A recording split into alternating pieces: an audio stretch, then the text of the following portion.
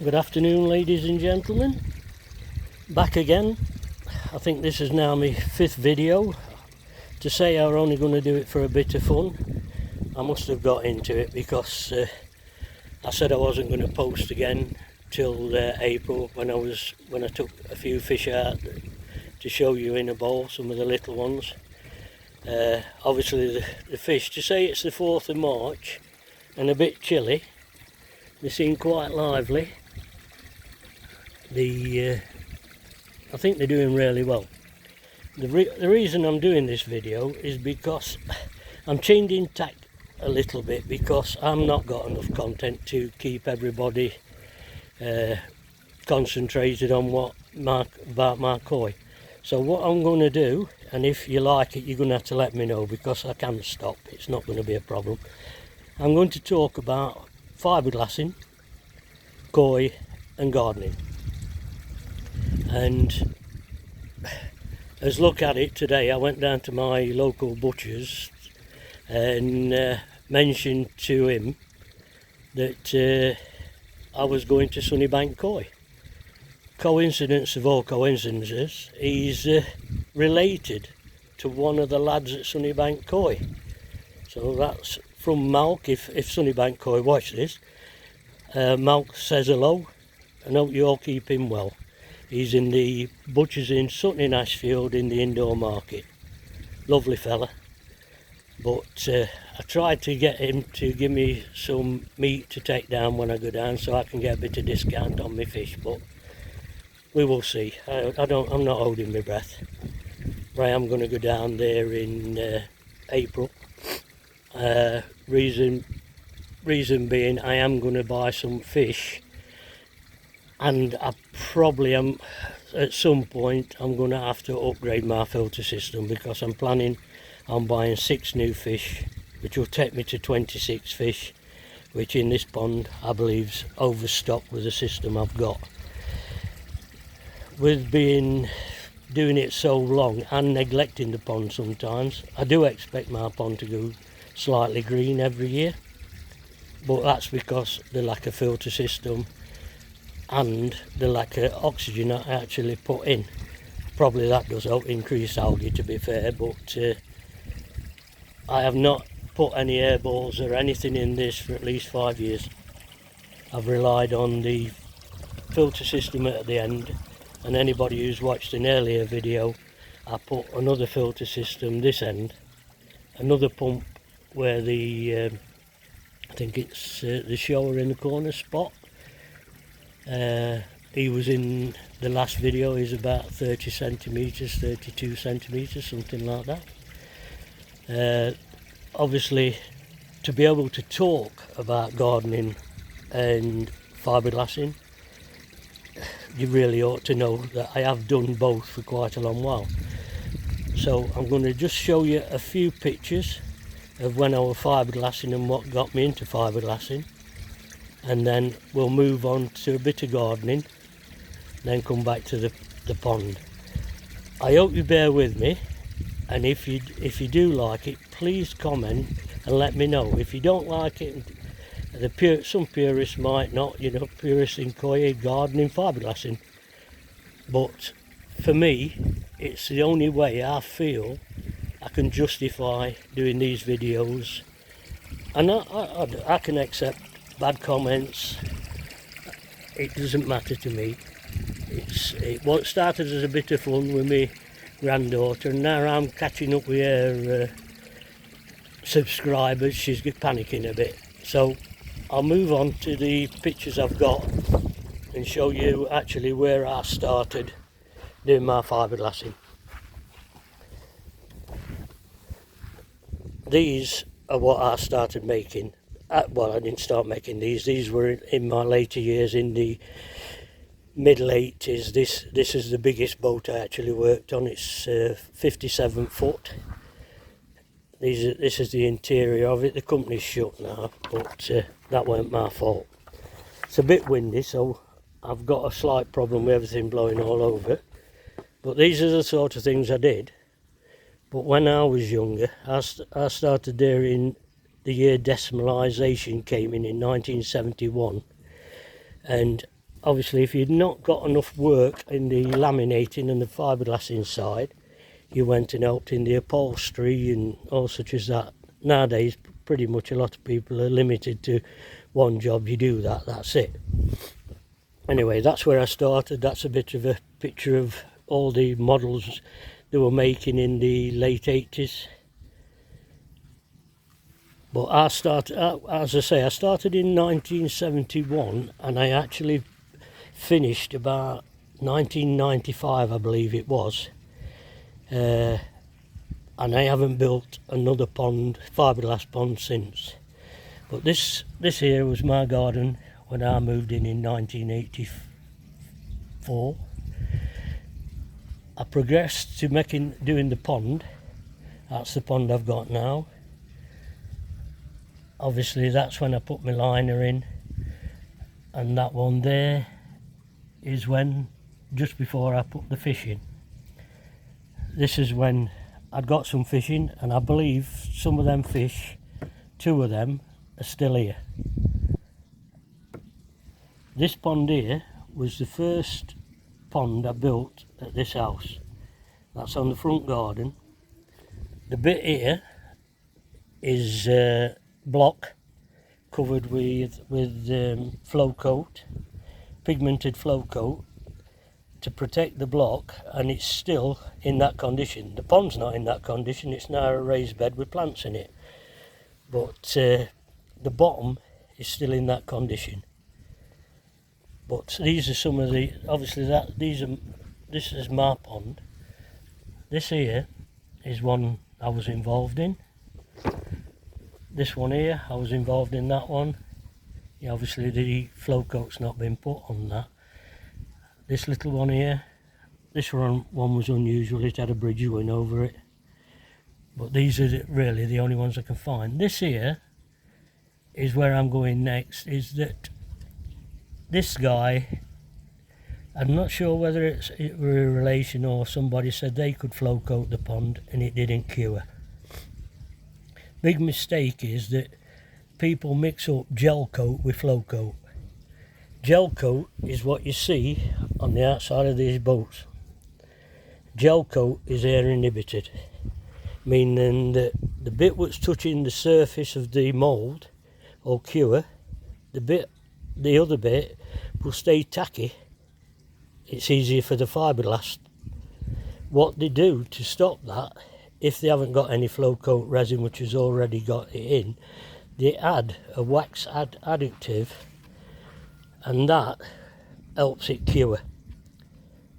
Sometimes you can get it wrong. You need to get the measurements of that right, so anybody trying to do it, make sure you use it and get some idea of what quantity you've got to put in, because it can be very messy cleaning it all off again, which I found with that gentleman's pond when it cocked up. Very nice bloke, and something Sid said on the guy from India on Vince's Live said he once paid somebody who did some work for him in Koi. Well, that guy actually, he bred parrots, and I actually took a parrot in part payment. Unfortunately, the stuff he made me read and watch these videos so I could look after that parrot properly, you'd have thought I was going into Interpol. He was so relentless that I needed to look after it properly. Unfortunately, 2 years later I had to give it him back because my wife at that time got an allergy, and parrots get stressed, they get same sort of illnesses as us, and unfortunately he had to go back. I was gutted, even though the parrot didn't really like me, and I did actually call him flow coat because of what I've done. Right, this is a lorry that had turned over, which I repaired. I think that's got to be around about 1990. This is what it looked like when it was done. That's the same corner. So, not that I want to say to anybody, go out and DIY the fiberglassing, because it can get technical, it can get really painful when it starts going wrong. But I just want to justify why I can say I can talk about fiberglass. So this one, what I did on the front, it's still there, and that flow coat is still protecting them blocks. So I would advise anybody, if they're not going to board the pond or anything like that, get the guy to flow coat it. You can have it any colour you want. You can see my pond's actually blue, but that's because the kids wanted a swimming pool for fish. So I know I shouldn't have done it, but that's how it is. But get them to flow coat it. It looks a lot better and it protects your block. The thing is, when I was building ponds, because they were unusual shapes, very often we had to build on what we'd got. So you can build a pond straight onto the soil, but best thing to do is put something down, even if it's only newspaper. Put something down to stop the damp coming through. But you do have to lay it up in a different way. You can't fasten it, put it on the wall and just wet it out. You have to wet it out and lay it down. But that's how we used to do it. And I very rarely did a square ponds. I never did any with insulation in. At that time, nobody was really, of our farm, was interested in heating a pond. I'm not even sure there were any heaters. Right then. On to the second thing, and the reason I'm doing this video early is to do with the garden. And I have heard people say, well, Ricky at New Forest Koi grows chilies, and the other night I was watching a live, and I think it was Lee Hadfield talking about chilies and tomatoes and things like that. Well, I do that. And just to explain that the reason I'm doing it, if you haven't got somewhere a greenhouse or anything like that where it's heated, you can grow chilies, tomatoes. You need to get them in now and put them in on a window ledge where it gets a bit of sun. You also have to understand that when you put them there, if they start to bolt, you see these chilies and peppers and that haven't been in very long. There's probably 3 seeds in each one of them. These are tomatoes which started to bolt. So what I did, I put a little more compost in them. I normally leave them a bit lower. So I put a little more compost in them and, if you like, sprag them up. This is one tomato that came out of probably 9. Gardener's Delight, popular tomato, but I believe the seeds were about 18 months old. So unfortunately, only one came through. Got to redo them. But one problem with growing them this early, if you haven't got anywhere to put them after, they're good in a conservatory. But what I did with mine, I get full sun on my front bedroom, spare bedroom, and I put them on the window ledge there, and they started to bolt. So I moved them to the back window ledge in the back bedroom, so actually they could it's cooler in there, don't get the sun, so they don't bolt. They'll grow a bit steadier till they're ready to move out into the greenhouse. But the reason you're growing them now is you can get tomatoes in June, end of June, July, instead of waiting till probably August if you're lucky. Let's say that. These cucumbers were all planted at the same time. The bigger ones were new seed, the other ones were old seed. So they're struggling, whereas these are very vigorous. So I've had to move them into the back bedroom, as I say, for less sun. These potatoes, this on here is what they call chitting. I say chitting. And these potatoes, you get earlies, you get like a mid, and then you get a late. I think they're called second earlies, but anyway, you get earlies, second earlies and lates. But these chits, for me, are nearly ready for going in. In fact, I'll take that one with me just to show you what I'm going to the garden is getting in a position now where it's deteriorating. I've got a little bit here which I did a few years ago. You can see I got quite clever and put koi in. I don't know how Romans managed to let them make it last so long, because look at the state of that after 3 years. Obviously wrong tiles. These are my raised beds. They're coming to the end of their life, I think, probably another year. But I will at some point explain what I might do regards the pond, because obviously I could extend that down here. These also raised beds. These are garlic you put in about October time. I'm rushing through it because I can see time's thrashing on here. You put them in about October time because they can stand a bit of frost. They like a bit of frost, it helps them develop. Just here we've got strawberries. That, believe it or not, a few years ago was just 6 strawberry plants. So once you've bought them, you don't really need to buy any more.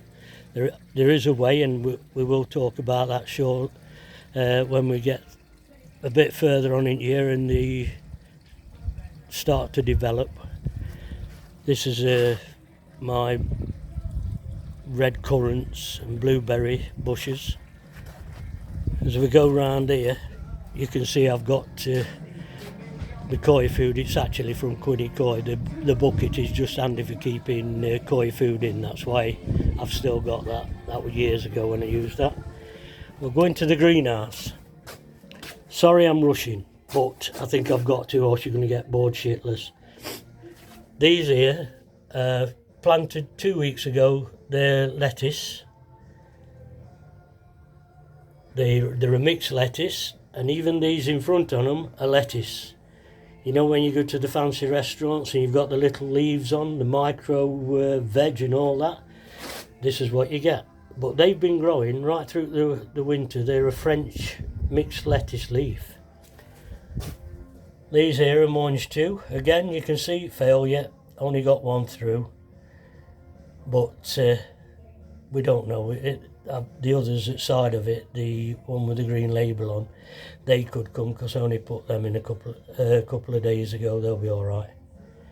The others, as I look round, these are some plants I bought from a garden centre. These are flowers. I'm not into flowers that much, but these are flowers, and some of them were starting to develop very quickly. So what I've done, I've repotted them into that just to show you how quickly they could come on, because that's a fuchsia, that's a fuchsia, and they were bought at the same time. I suppose really it's like buying fish at the same time. They don't all grow at the same rate. In here, this is what they call the micro veg. In here there's different seeds. There's beetroot, radish, lettuce, peas, and it's for your fancy salads. Along here is some potatoes I planted about 3 weeks ago, and you can see them pushing through. So even if you haven't got a garden to put them in, you can get these bags, or you can put them in tubs or something like that, and you can bring them on. Reason I've got them in here, I'd like to get these taters for May time. They can take anything between 12 weeks when the weather's good up to 20 weeks. This is ready for putting potatoes in. So what I'll do, I've brought this down. The chit it's a good one. So what you do, you just push that in like that, and then you cover it. Well, I'd put 3 in there, and then you cover it to about 6 inches above it, as they were. But you can see the plants coming through now. They don't need a lot of water at this time of year, but you can get them early. These are some strawberries I bring on in here to help get strawberries, probably a month earlier than what I would if I left them outside. This here is a mixed lettuce which has been growing through the year. This leafy one here, that's rocket, very peppery, lovely to taste. And in here there's a few carrots coming through. I do hope some of you koi people are still here, because I might be making a bit of a mess of the video, but I can't pause it. I don't know how to add it, so it's all got to be done in one go. These are spring onions. These have been growing through the winter. I've been picking them off. This were full. I've been picking them off when they got to a size which, or when I needed some. It don't matter if they're fully grown. These are new seeds I've put in for beetroot and things like that, radishes. It's obvious that I've put them in there just to show you don't need to go out and buy a lot of tubs. They will grow in there. They not grow as big as putting them in like a 9-inch tub, but they will grow in that. Here's some onions which I've put in to give them a start. So what I'll do with them, I'll grow them on a bit and then I'll transfer them into one of these yellow tubs. Leave them in the greenhouse a bit longer. Now, instead of waiting till June, July to get some onions, I will get them early. So anybody who's got a greenhouse, there is advantages, except when some panes break. But in there you've got some chives growing. If we nip back out and have a wander up the garden, I was going to do some other stuff, but this is dragging on a bit long and I feel a bit uncomfortable about doing it. So we'll nip up here. I've got a few fish out,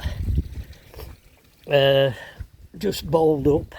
It is a bit cold, so I don't know whether I should have done it or not. But these are my other 4 smaller fish. They're a bit excitable, but these were all bought at the same time. And as I said before, the difference in the growth, you've got the little one, the Tancho Shower, I think. That I think it needs to go to Specsavers, because when it comes up for its food, it misses it by an inch. It has about 3 goes and then gives up. So it's not growing. But obviously the one at side there, the large white one, which is obvious, I'm assuming is a shower. We only bought him. He's called Lips. Looks like he's got lipstick on. But he's developing lovely. I do like him. And is it Kikashui? I don't know. I've got my book.